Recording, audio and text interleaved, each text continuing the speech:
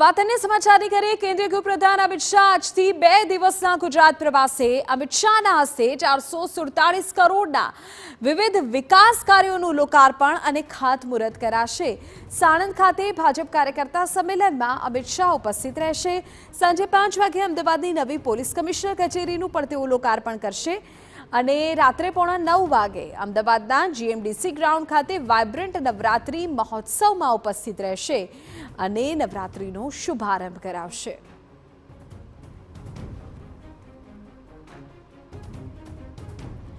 કેન્દ્રીય ગૃહ અને સહકાર પ્રધાન અમિત શાહ અમદાવાદમાં ઉત્તર પશ્ચિમ વોર્ડમાં નવીન શાક માર્કેટનું લોકાર્પણ। 3.25 કરોડથી વધુના ખર્ચે 3000 ચોરસ મીટરની જગ્યામાં શાક માર્કેટ તૈયાર કરાયું છે। ફેરિયાઓ માટે 144 અલાયદી વ્યવસ્થા ઊભી કરવામાં આવી છે, જેમાં વિધવા બહેનો અને દિવ્યાંગો માટે પણ વિશેષ જગ્યા ફાળવવામાં આવી છે। સિનિયર સિટીઝન માટે પણ અલગ ફાળવણી કરવામાં આવી છે। કાર પાર્કિંગ, 2 વ્હીલર પાર્કિંગની પણ વ્યવસ્થા કરવામાં આવી છે। શાકભાજી વિક્રેતાઓને તમામ ઋતુમાં રાહત મળી શકે એ પ્રકારનું ઇન્ફ્રાસ્ટ્રક્ચર ઊભું કરાયું છે। વિશેષ શેડ સાથે તમામને અલાયદી વ્યવસ્થાઓ આપવામાં આવી છે।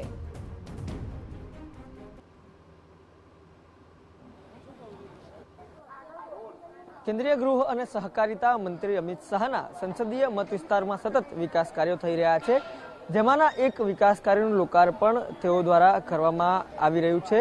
આપ દ્રશ્યમાં જોઈ રહ્યા છો, ગોતા વિસ્તારમાં બનાવવામાં આવેલું અત્યાધુનિક શાક માર્કેટ।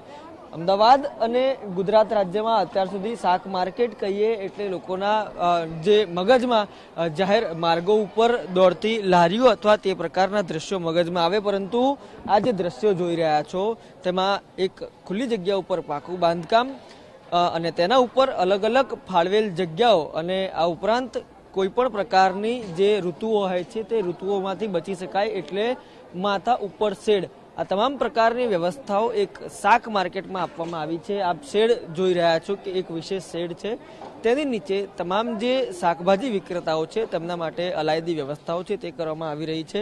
જુદા જુદા સેક્શન પ્રમાણે તમામને જગ્યાઓ આપવામાં આવી છે, જેથી કરીને તેઓ પોતાની શાકભાજીનું વેચાણ અહીંયા કરી શકે। કેટલાક વિક્રેતાઓ છે તેમની સાથે પણ વાત કરવાનો પ્રયાસ કરીશું। શું કહેશો, તમારું નામ જણાવો।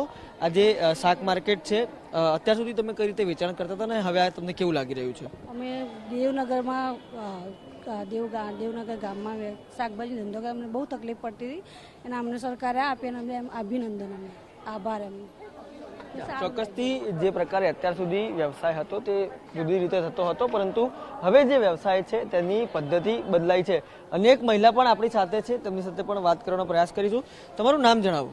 નર્મદાબેન મુકેશભાઈ। અચ્છા, અત્યાર સુધી તમે કેવી રીતે વેચાણ કરતા હતા? અત્યારે અમે બહાર ફેરીમાં જ વેચતા હતા, પછી અત્યારે મળ્યા પછી સારું છે અમને।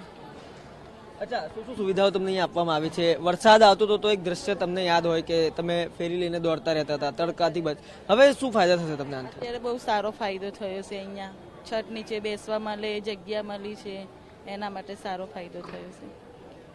ચોક્કસથી જે તમામ વ્યવસાય છે તેના રીત બદલાય છે અને તમામ રીતો બદલાયા મુજબ અમિત શાહના સંસદીય વિસ્તારમાં આપ સીધા જ દ્રશ્યો જોઈ રહ્યા છો, કેવી રીતે વિકાસ કાર્યો થઈ રહ્યા છે અને તેમના જ હસ્તે તેનું લોકાર્પણ પણ હાલ કરવામાં આવી રહ્યું છે। કેમેરા પર્સન ઇમરાન શેખ સાથે રોનક વર્મા, TV9 અમદાવાદ।